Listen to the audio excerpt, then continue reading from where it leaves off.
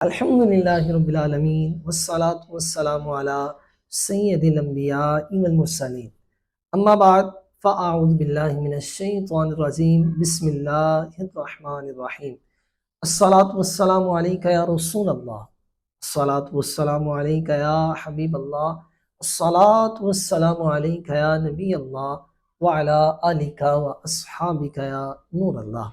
ترمذی شریف کی حدیث پاک ہے، ہمارے لجپال آقا، ہمارے دلدار آقا، ہمارے منٹھار آقا صلی اللہ علیہ وسلم کا فرمانے ذیشان ہے، کل بروز قیامت میرے قریب ترین وہ شخص ہوگا کہ جس نے دنیا میں مجھ پر سب سے زیادہ درود پڑھے ہوں گے۔ اللہ اکبر۔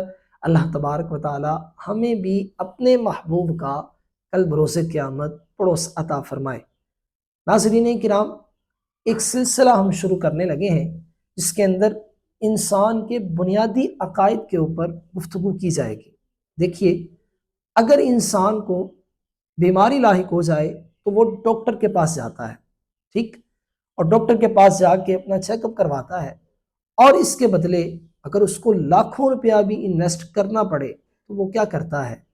وہ کرنے کے لیے ایگری ہو جاتا ہے، وہ رضامند ہو جاتا ہے، اور دین پھر بھی اگر اللہ تبارک و تعالی نہ چاہے اس کی جان نہیں بچ سکتی۔ اسی طرح ہے، بالکل اسی طرح ایمان ہے، اگر ایمان کی حفاظت نہیں کریں گے تو ہو سکتا ہے کہ ایمان چلا جائے، لیکن ایمان سیکھنے کے لیے ہم لاکھوں انویسٹ نہیں کرتے، معذرت کے ساتھ ہم ہزاروں میں بھی انویسٹ نہیں کرتے۔ اللہ تبارک و تعالی ہمیں ایمان کی دولت سے سرفراز فرمائے اور مرتے دم تک ہمیں ایمان پر سلامتی عطا فرمائے۔ ہم اس لیکچرز کے اندر ڈسکس کریں گے اپنے ان عقائد کو جن کی وجہ سے کم از کم بندہ دائرہ اسلام سے خارج نہیں ہوتا۔ جی ہاں، ایسے بہت سے عقائد، بہت سے نظریات، بہت سی باتیں ہیں کہ جو کرنے سے بندہ دائرہ اسلام سے نکل جاتا ہے۔ ہم شروع کریں گے اللہ تبارک و تعالیٰ سے، توحید سے، اللہ کی وحدانیت سے، اللہ تبارک و تعالیٰ کے رب ہونے سے۔ آج کے سیگمنٹ کے اندر ہم سیکھیں گے کہ اللہ تبارک و تعالیٰ ایک ہے، اس کے ساتھ ہی ساتھ اللہ تبارک و تعالیٰ خالق و مالک ہے، اور اس کے ساتھ ساتھ اللہ تبارک و تعالیٰ جو چاہے وہ کرتا ہے۔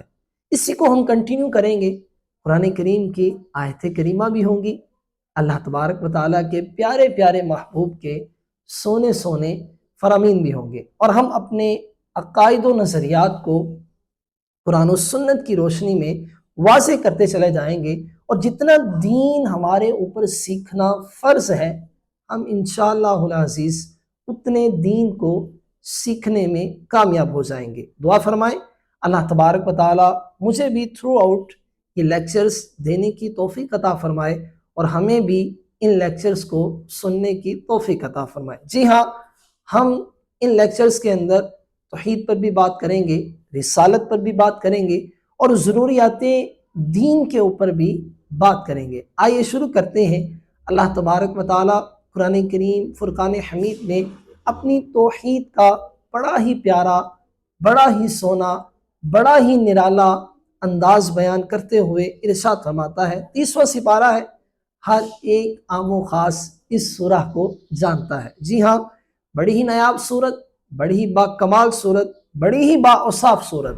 اللہ تبارک و تعالیٰ ارشاد فرما رہا ہے، قل هو اللہ احد اللہ الصمد لم یلد ولم یولد ولم یکن له کفوا احد۔ اللہ تبارک و تعالیٰ نے اپنی وحدانیت کا اقرار کیا، لیکن قربان جائیں اللہ کی شان، اللہ کی قدرت، اللہ نے ہمیں اپنی پہچان کروائی تو کس کے صدقے؟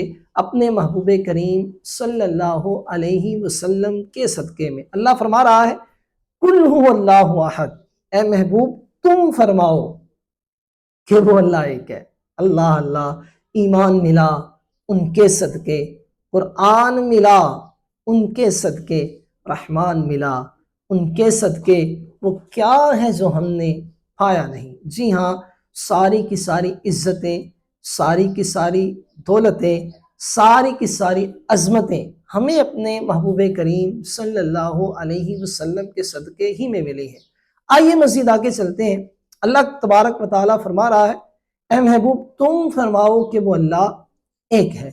یاد رکھیے اللہ تبارک و تعالیٰ ایک ہے، ایک ہے مطلب ایک ہے، اور اس ایک سے یہ مراد نہیں ہے کہ وہ والا ایک جو دو کا آدھا ہوتا ہے، نہ ہی اس سے مراد یہ ہے کہ وہ والا ایک جو زیرو سے ایک کی طرف